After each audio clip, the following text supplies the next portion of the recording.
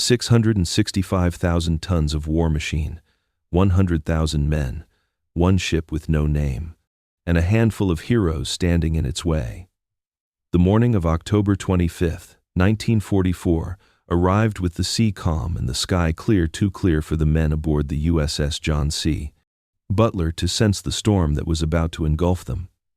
This was the Philippine Sea, one of the most strategic areas of the Pacific theater. At its heart, the Japanese had unleashed their final armada, a mighty force led by the largest battleship ever built, the Yamato, a symbol of Imperial Japan's unyielding might.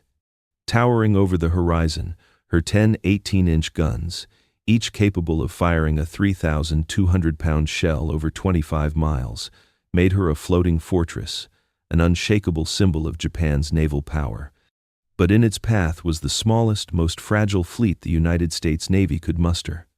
The USS John C. Butler, just 306 feet long, a mere speck against the massive steel leviathans. She had been built not for glory, but for survival. As a destroyer escort, her mission was simple: protect convoys, hunt submarines, and keep the bigger, more formidable ships safe. Little more than a tin can, in the words of her crew, she was not designed to take on the likes of the Yamato. But in that moment, she and her crew would find themselves at the center of one of the most remarkable battles of the Second World War, where the impossible seemed to unfold right before their eyes. This was the battle off Samar, a confrontation no one thought would be possible. The men aboard the USS John C. Butler knew that they had no chance to defeat the Yamato. But they also knew they could not retreat. The only path left to them was one of resistance, a path fraught with unimaginable danger.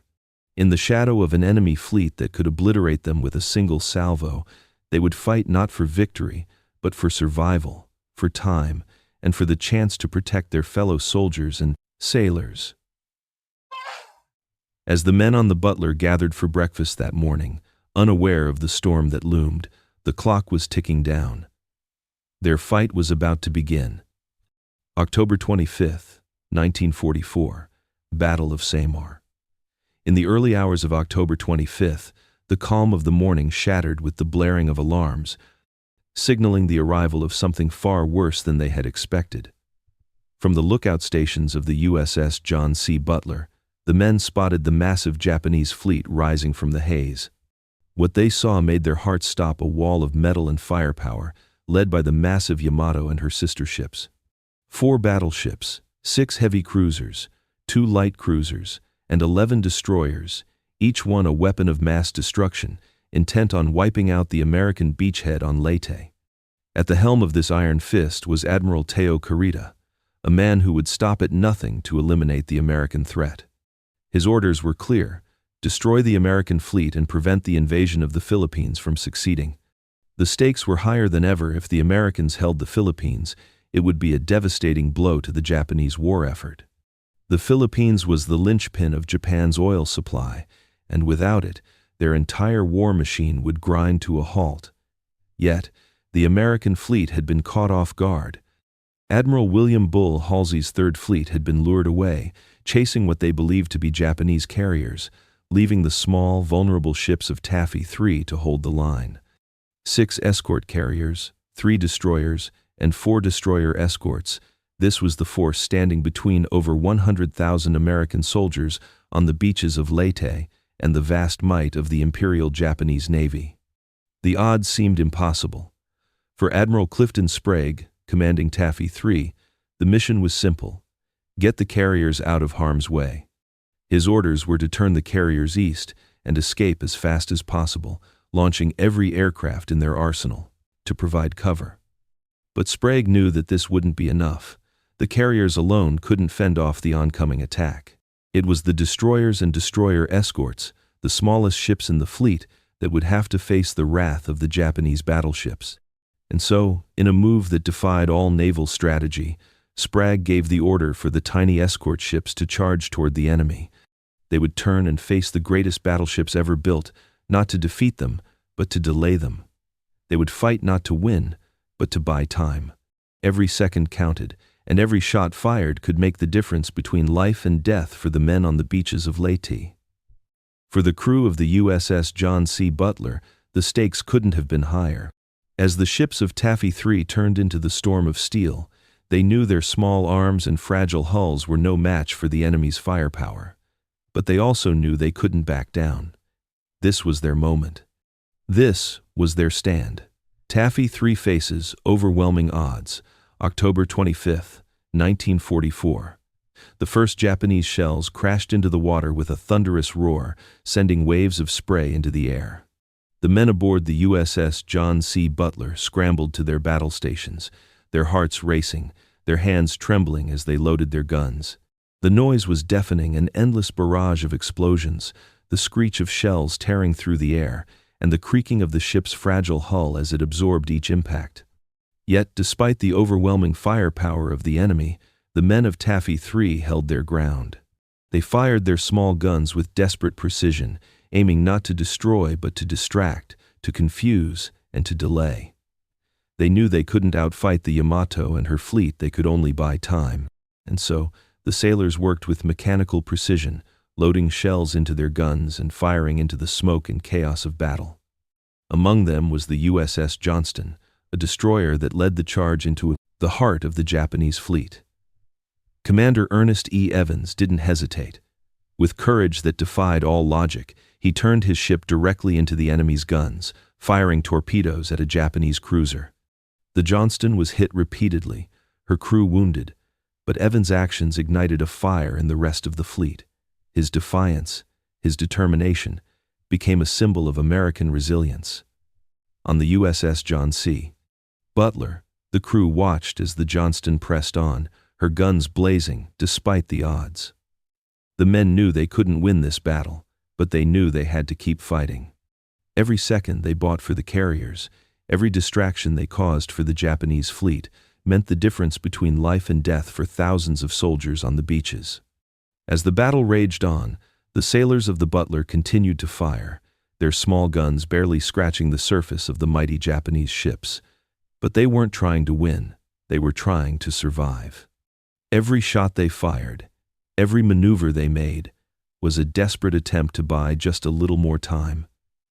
In the face of impossible odds, they chose to stand, to fight, and to make history.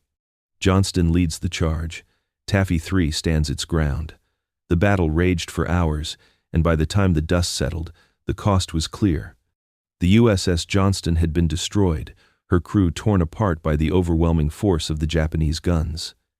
The USS Hull, another destroyer, was crippled, her hull shattered by enemy fire. The Samuel B. Roberts, known as the destroyer escort that fought like a battleship, had exhausted every shell, every torpedo, in a desperate bid to hold the line. But despite the losses, the small ships of Taffy III had achieved the impossible. The Japanese fleet, though battered and bloodied, had turned away. Yamato, the largest battleship ever built, had been forced to retreat. But the victory came at a heavy cost. Over 1,000 American sailors were dead. Hundreds more were wounded or lost, at sea. The men of the John C. Butler had fought not for glory, but for survival.